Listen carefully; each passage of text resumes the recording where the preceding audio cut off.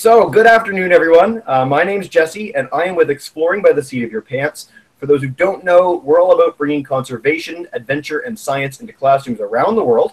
So today, we are continuing our Energy Week. We're capping off our Energy Week. But first, I'm going to give the classes that have joined us, 6 classes from across Ontario, a chance to do a bit of a shout-out. So we've got Miss Simons, grade 6-7s from Corona, Ontario. Awesome. We've got Miss Nursey Moulous, grade 5s from Woodbridge, Ontario. Who are so high-pitched that only bats can hear them. We've got Miss Holloway's grade 6s from Mississauga.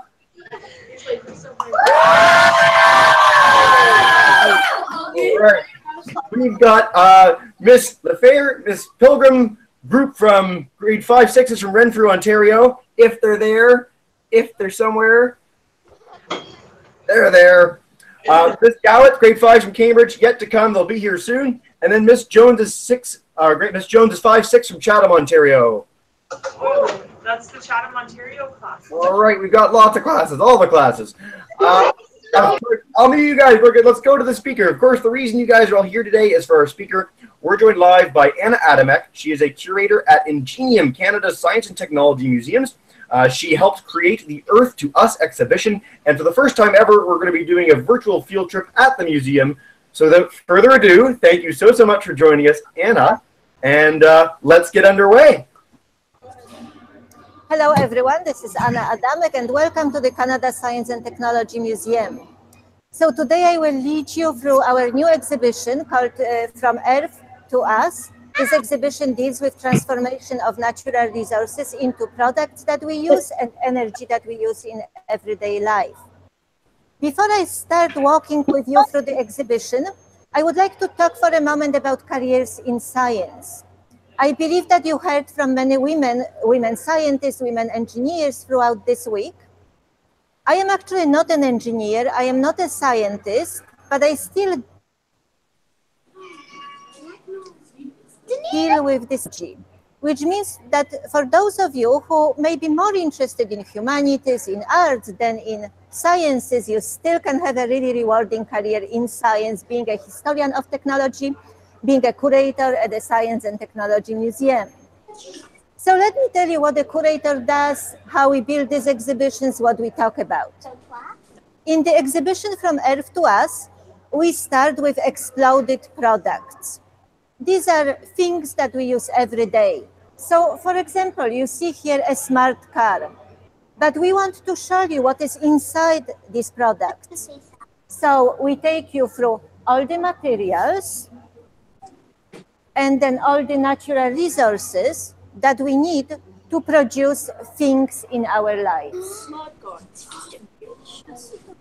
The exhibition is built on this scheme.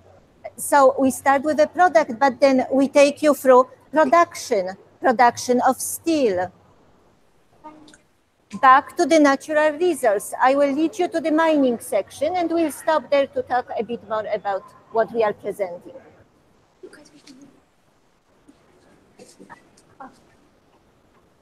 We are at the very beginning of our mining section. So now we took you from the product to back to the resource. In this section, we want to talk about the past, about today, and the future. So, for example, just to give you one of those examples, we show the visitors and we show you one of the oldest cameras ever produced to make maps specifically for miners.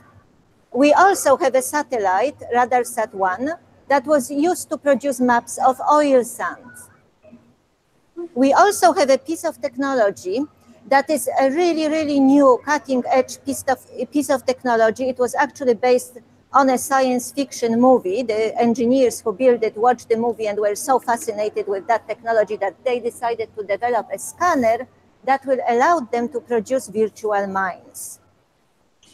So rather than go through section of mines that may be difficult to access or may be dangerous, now we have this piece of technology, a scanner, that allows us to make an image of a mine. So let's have a walk through a mine. That's an actual mine.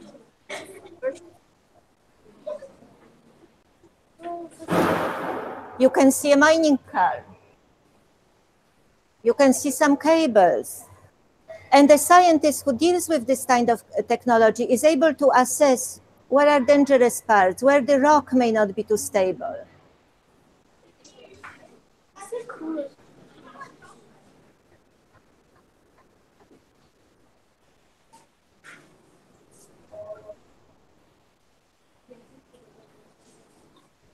Let's go along to another section of this exhibition.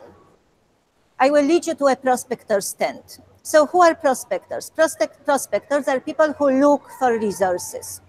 In this case,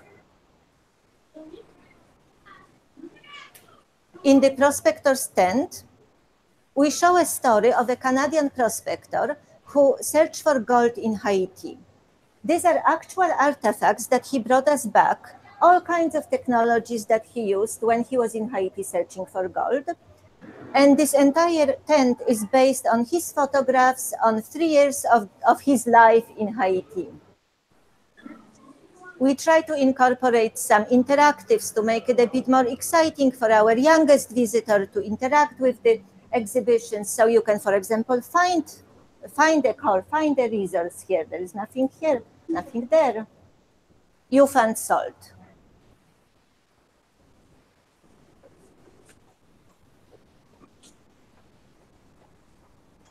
We already talked a bit about women in science. In this exhibition, we really wanted to profile women who are involved in mining, in energy, in production of materials, production of fertilizer.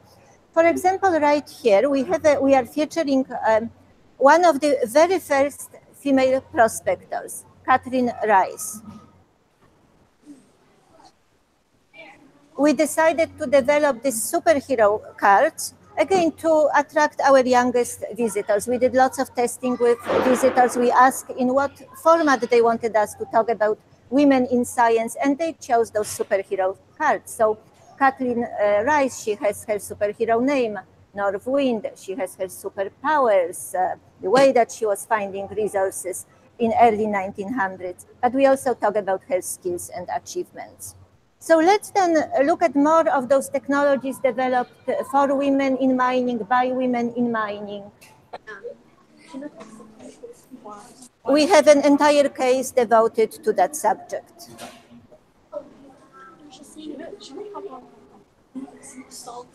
In this case, we show the technologies that women miners developed for other women miners.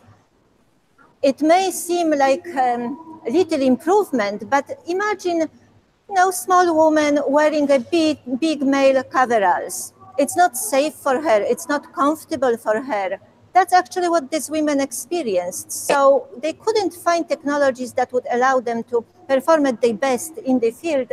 They decided to make them themselves. So we have coveralls, we have boots. These boots are lighter than boots developed for men. So it's easier, for example, for women explorers to walk all these hours in the field searching for resources. We also present female workforce in one of Canadian companies in the north. These are very inspirational women from the north, from Nunavut, who are key to the success of this company. They know the environment, they know their communities, they can build relations, but they are also excellent at their jobs. We will now move to a central section of this exhibition, which talks about impact. So impacts of mining, impacts on production of energy on the environment. The issue that you all hear about, climate change. We decided to place that issue right in the middle of the exhibition. We talk about climate change, we explain what climate change is, we explain how it impacts people today. So to really bring that issue to the attention, we design an interactive glacier with an interactive projection on, which evokes that melting, that glaciers melting away, which is a really good symbol of our discussion on climate change. Inside the glacier, we have a projection that talks about the actual impact on people's lives. So we did travel north, we interviewed elders. These are actual voices of people who are today affected by climate change. Oh no.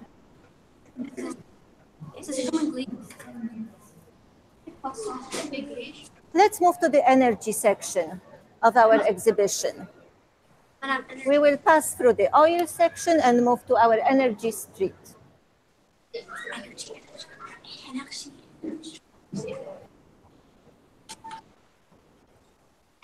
So here is the energy street. In the energy street, we talk about Canada's energy mix. You probably have heard that expression.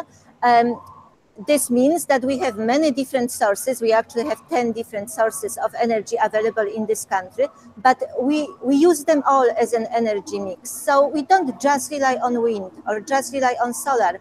We need all available sources of energy to support our lives, our lifestyles today. In addition to talking about Canada's energy mix, we also deal with some really important issues that scientists, engineers need to tackle. One of these issues is energy storage. I actually heard people refer to energy storage as that holy grail of energy. If we can solve the storage problem, we can really move ahead with our technologies. So we wanted to show that we have been developing storage technologies for centuries, from a clock that was wind, from a spring in a clock that was storing energy, through very first batteries, through a flywheel.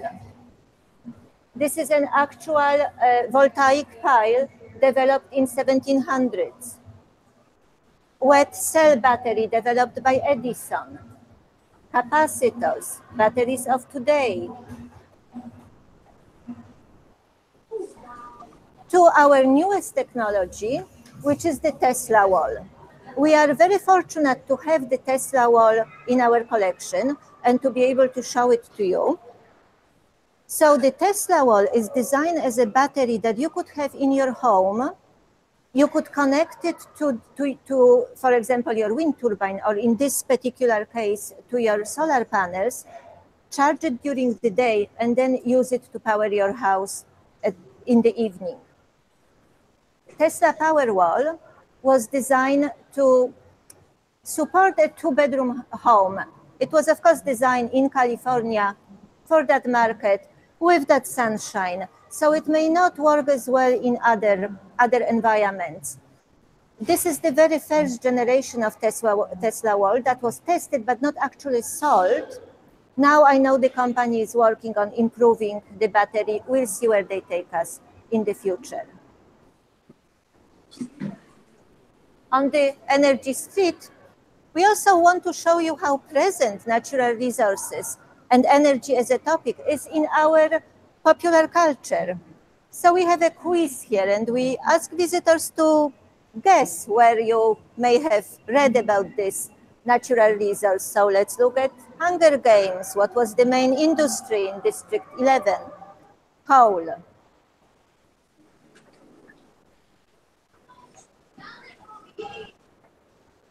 I think that perhaps it's a good time to move on to a more quiet area where we can answer some of your questions. So let's walk through the exhibition. You can still see different sections, and I will take your questions. Outstanding. Well, thank you so much for that tour. So as you guys walk through, I'm going to going toward the fertilizer section. We also use natural resources to produce fertilizer and ultimately to grow food.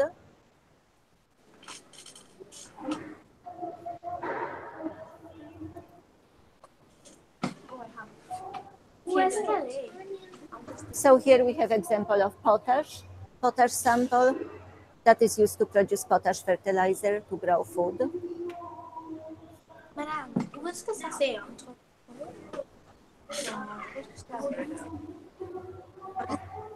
And learning gardens, which we have developed with Mi'kmaq community. In this exhibition, there is quite a presence of First Nations. We worked very close with First Nations across Canada to to allow them to tell their stories. They decided which stories were important to them, and we brought those stories to life. Marvelous. So are we ready for some questions now? Absolutely. So we'll start questions in just a second. Anna, you had mentioned at the beginning that we've been celebrating women all month. So I wanted to highlight that to the classes as well, that this entire month has been celebrating women in science and technology. So to start, let's go to Miss Simon's class. If you guys have a question.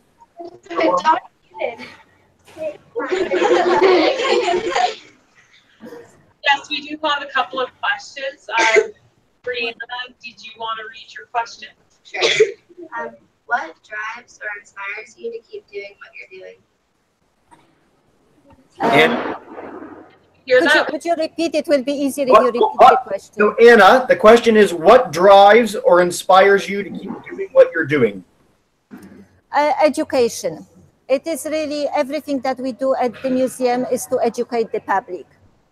We actually, whenever we decide what topic we want to show the public, we talk to our visitors. We find out how much they already know, and we find out what they would like to know, what they would like to learn. So it is definitely the education. Excellent. All right, let's go to Miss Nursey Mulu's class. If you guys have a question, come on up. Why are boys, are men, more interested in science than women? That's an excellent question, and I wish I had an answer for it. It's women are interested in science. We know that girls are interested in science. Girls go to university to study science, and then we start to see the drop rate. So fewer women would be working in science. Even fewer women would actually become CEOs of companies. But that doesn't mean that we shouldn't strive for this, and we shouldn't incorporate more of women into the workforce. The more diversity we have, the better workforce we will have in this country. But it's an excellent it's an excellent question that we are still studying. And I'm really happy you mentioned the fact that up until university and even into university, women are equal with men and go into it in an equal amount. But then after that, there's the drop off. So it's the key is to figure out why that's happening and to find ways to remedy it. Excellent. To accommodate women. All right, let's go to Miss Holloway's class. And come on up, guys. Holloway. Hello. Yeah, so I'm just wondering, are there any new ways to fuel up cars, besides gasoline and maybe electric? Yes, so there is research going on into all kinds of energy sources that we could use in cars. Electric cars are an excellent example. And actually, it is really interesting that some of the very first cars that were developed were electric cars before we even developed cars that run on gasoline. There are cars that are being developed with solar panels. So maybe one day cars will run on solar technologies. We actually had one of these cars at our museum. It was developed in Canada. I also read about experiments with water and water vapor to run cars. So I think these technologies are coming in future. Outstanding. All right, let's go back to Renfrew for Miss Pilgrim's group now. If you guys have a question, go ahead. You know who wrote live? Miners were mining, how often would they get the resources that they were looking for? Another excellent question. Lots of time and effort goes into finding resources. That doesn't mean that we always find them. Only in certain percentage of the cases we actually do find gold. We do find petroleum. Sometimes it takes a very long time. So I will give you petroleum, Canadian oil as an example. To find oil in Alberta, we drilled, I believe, 47 empty holes, and until finally we drilled the one that had oil. So it all depends from the resource. It depends what kind of method you apply, what knowledge you bring with you, and how much luck you have.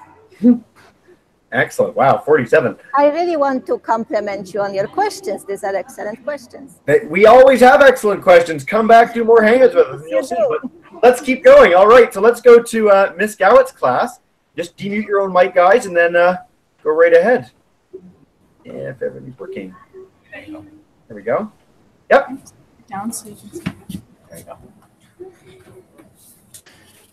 Go right ahead, guys. Miss Gowett's class. Yep.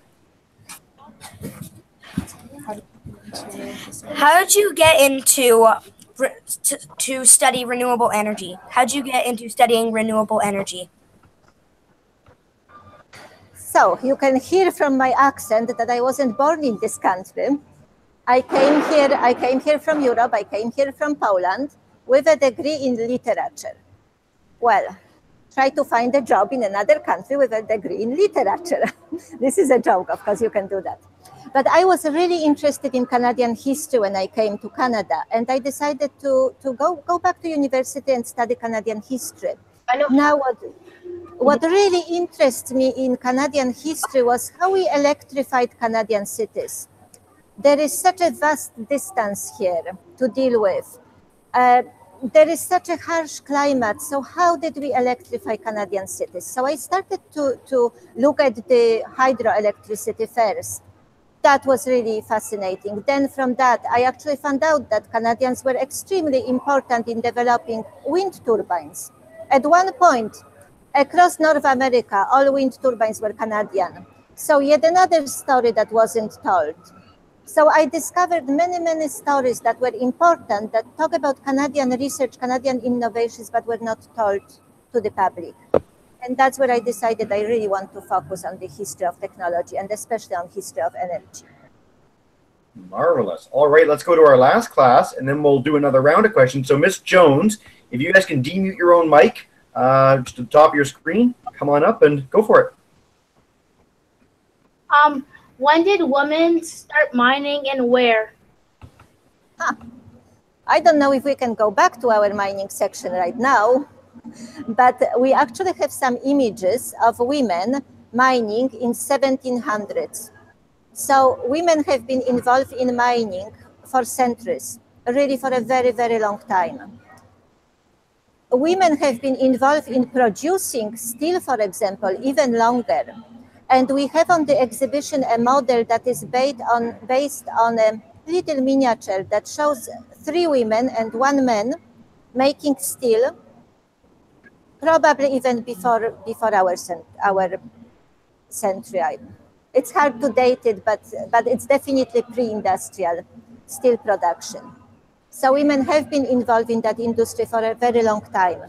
It's only recently, though, that women started to produce technologies for other women. Outstanding. All right. Anna, do you have time for 6 more questions, 1 from each class?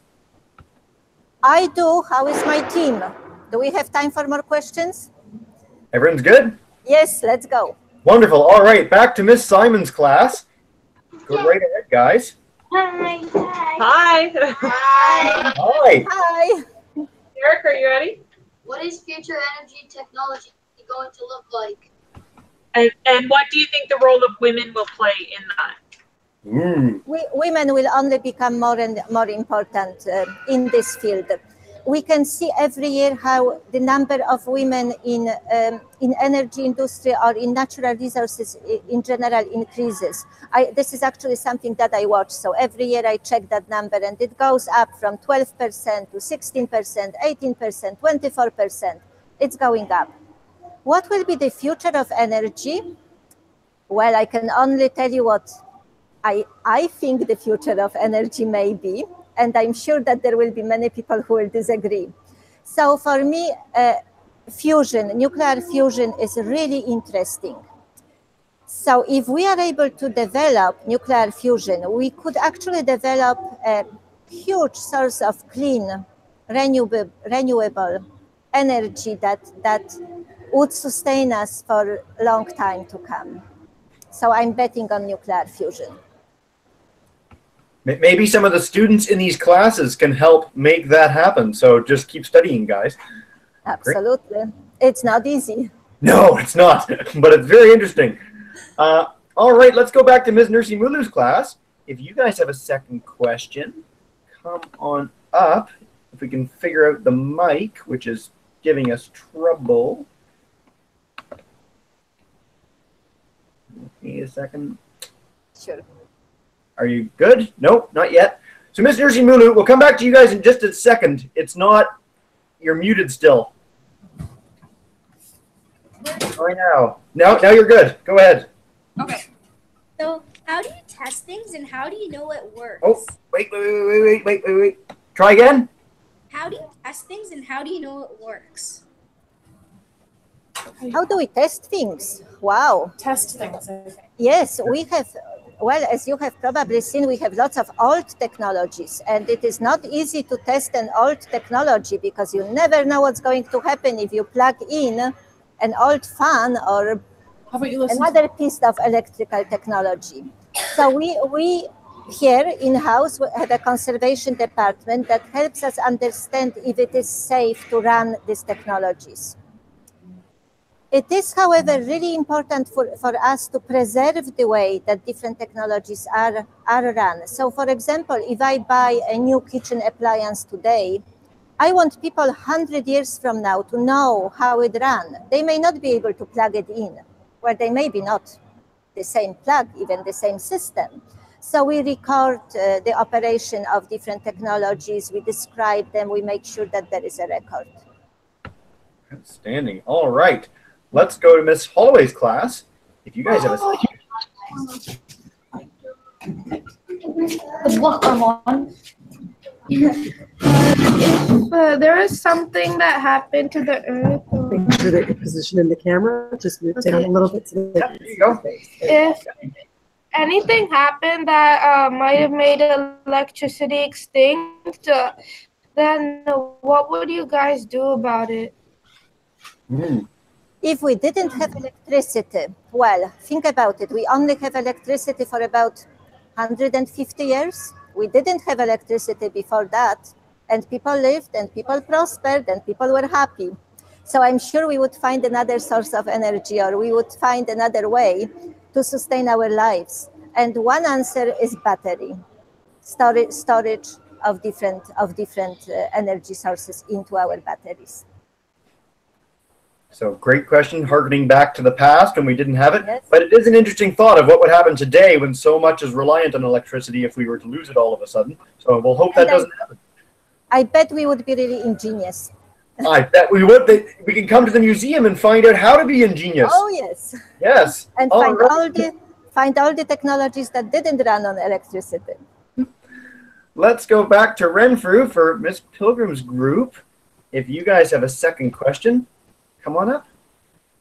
We're actually going to pass because we have to duck out in about 2 minutes, but it's been really interesting, so thank you. Awesome. Thank you so much for joining us. All right. And come back anytime. All right. We'll do our final. Bye. We'll do our final two then. So Miss Gallett's class, if you guys want to come up, demute your own mic and ask a second question, go right ahead. When you moved to Canada, did you ever think this was going to be your career? I always liked old artifacts. I always liked museums. So I was actually really fortunate to end up at this wonderful place. And maybe I didn't know that this will be my career, but this is certainly a very, very wonderful job.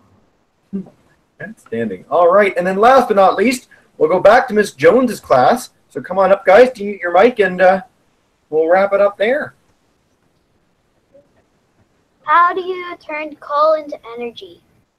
Could you repeat the question? How do you turn coal into energy? Coal into energy. Oh, excellent question. So coal you have to burn. You burn coal.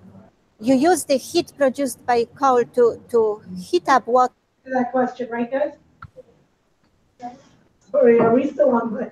To run your appliances. So it can be quite a different system, but you can also transfer that heat that you produce when you burn coal into production of electricity.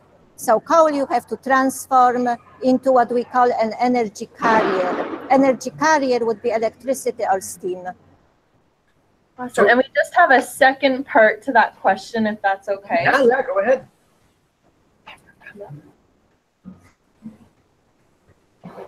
Has there been any mishaps during mining that led to like new discoveries? Like Yes. like something falls and then there's something that no one's seen before? Absolutely. Absolutely. We found oil in a place where we never knew we'll find oil. We were looking for oil, but we found potash, which I was showing you. Quite often we will look for gold and we may find another mineral. So yes, definitely. So that's a good lesson to wrap up the whole thing with anyway, is that seeking knowledge usually comes up with not only what you're looking for, but you find things you never expected in the first place. Keep looking. Outstanding. All right, so Anna, at the end of every hangout, what we do is I'm going to demute all the classes' microphones so they can join me in saying a big thank you. So hopefully this isn't too loud. But Miss Simon's class, Miss Nurse Mueller's class, Miss Holloway's class, everyone's class, if you could join me in saying a big thank you to Anna. Thank you, Anna. Don't take up the whole frame, please. Guys. Can we go? Yeah, go right ahead.